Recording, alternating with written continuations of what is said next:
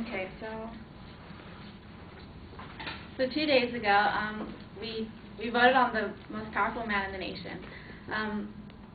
We had political debates happening every day, depending on what people believe. But what should we or shouldn't we believe? Like media tells you one thing, or we believe what people convince us to believe. Commercials, other things. It's up to us really to research what the person's about and his background, and like what his intentions are. For example, I got a text message the other day. Well, actually, before the people voted. And this is Barack Obama. I don't know if you guys can read it. It says, "That's my dog following his way to the White House. Don't forget to vote." That's not really professional, but I mean, some people might just choose Barack just because of his background, because he played basketball, or I don't know, just stupid little things like that. In the past, we've had candidates,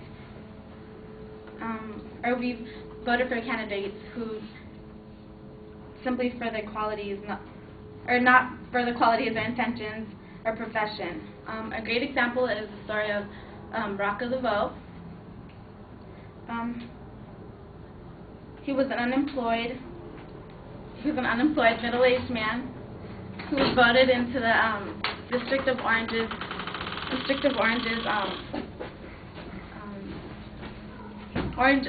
City of Orange's District School Board. He was one of the trustees.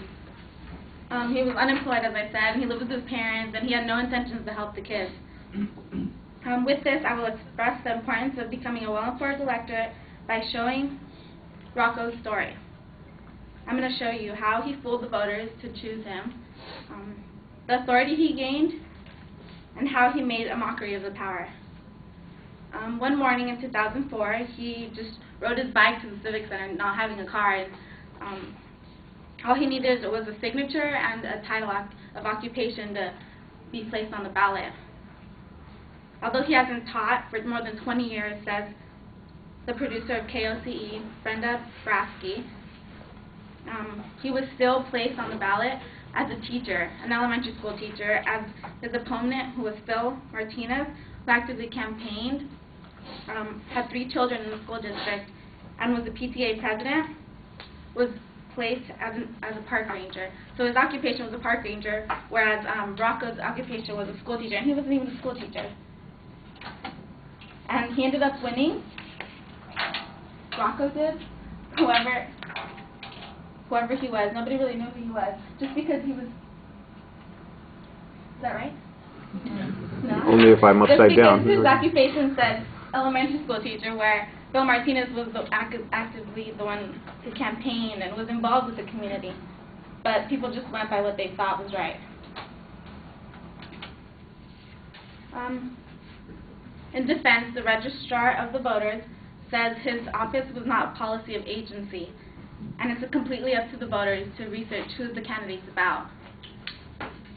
So you're probably thinking, so what? Who cares if the trustee is nominated or wins one of the places? But he has more power than you guys think. He has a budget of $250,000 every single year for just to provide like the best programs for all the students, and he has 31,300 students in his hands just to offer the best programs, and these include 23 different schools.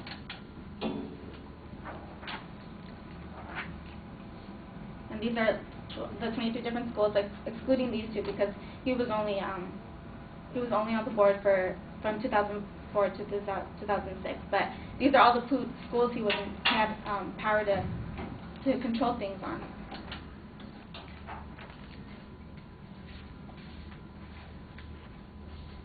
The trustees had the power to make all the final decisions regarding district properties, policies, the people who were employed, textbooks, and growth management. In 2004, Rocco had no intentions to make the schools any better, but until 11,000 votes were collected for the recall, it took 2.5 years to just get those 11,000 votes to recall him. But until then, Rocco still had in his hands with 31,000 students who had no intentions again to help.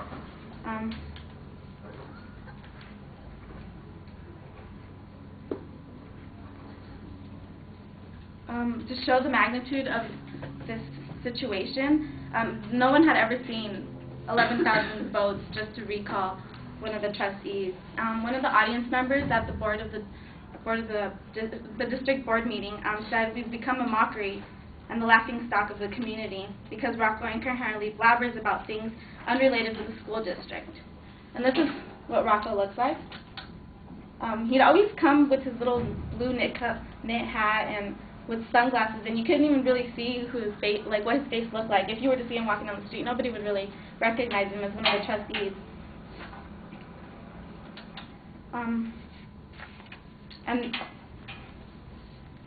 And he always showed more interest in picking fights with other board members instead of actually discussing the issues that came about the kids. Like when anybody would bring up subjects about the students and how they can improve programs, he would always just deny them and turn them down, and he would turn more to the personal issues with the board members.